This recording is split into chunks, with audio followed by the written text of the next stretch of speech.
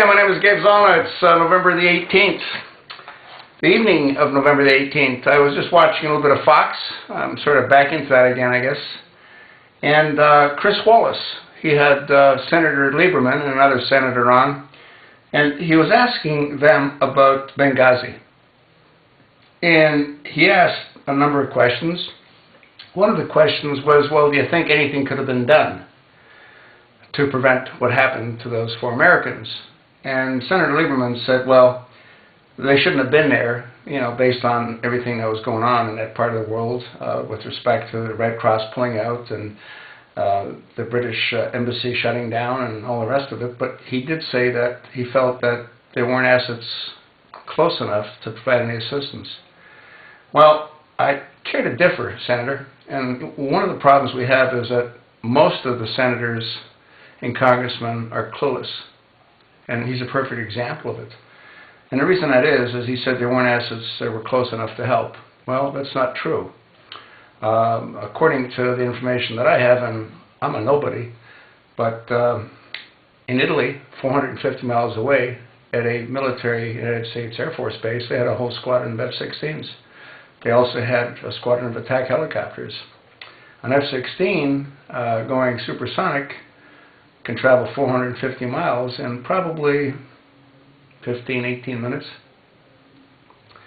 And the attack helicopters, the Cobras, they can go, they can be there an hour and a half, an hour and 3/4. Now the battle lasted for 7 hours.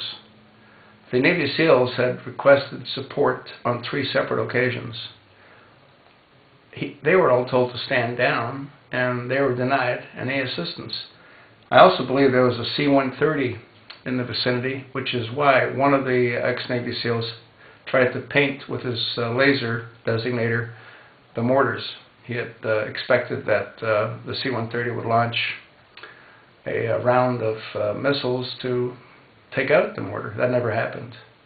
Can you imagine the horror? I mean, here we have people that have served this country for the better part of their lives, and our country is not there to serve them.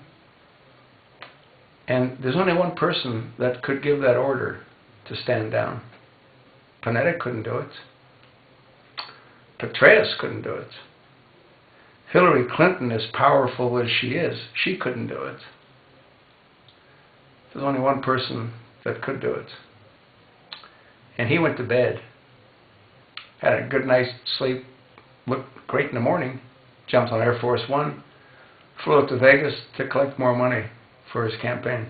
You see, the administration could not afford to have Benghazi be as a result of Obama's failed foreign policy.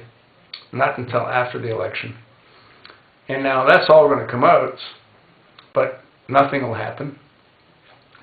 In all probability, nothing will happen. No different than what happened with Fast and Furious. Obama just decided to exert executive privilege, and it went away. He'll do the same here, because there's absolutely no doubt that the buck stops with him. And, you remember back with Richard Nixon? Well, he lost his presidency over Watergate. Nobody died over Watergate. And the sad part is this isn't the first series of murders for this administration.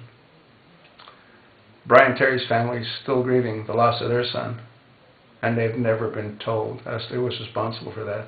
Well, we all know. All you have to do is Google David Ogden, March 24th, 2009. And you'll hear David Ogden with Secretary Janet Napolitano standing right beside him. And he outlines the entire program. And he starts off saying that President Obama provided the initial funding of $10 million. And then he talks about Eric Holder's support. And then Janet Napolitano starts talking about the program. And then yet, under oath, they all denied having any prior knowledge. I mean, Obama even said he knew nothing about it until he watched it on television and he saw it on some news. I mean, it's insane. You're telling me the President of the United States didn't know what was going on with Fast and Furious? Well then, how could he have given $10 million for initial funding? Anyway, I'm digressing.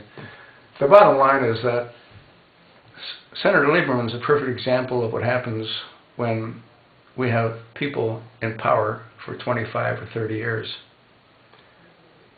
They become ineffective. They become self-serving. They forgot why they were there. I mean, you take a look at Senator McCain. He doesn't even know if he's a Republican or a Democrat. I mean, he really doesn't know. That's scary. Anyway, I don't see a solution. They're not going to relinquish their power, the members of Congress, and they're not going to use their power. If they were to use their power, then they would demand that Obama release his records. And if Obama released his records, he'd be tried for treason. Why? Well, he was never eligible. And you know who else would be tried beside him? Well, it would be Pelosi and Reid. Why? Well, they vetted him. Now, how can you vet someone that you know nothing about? How insane is this? And the American people allow this farce to continue? Well, you know what? You're going to pay the price. So will my grandchildren for your stupidity. And that's really what it boils down to. Sad but true.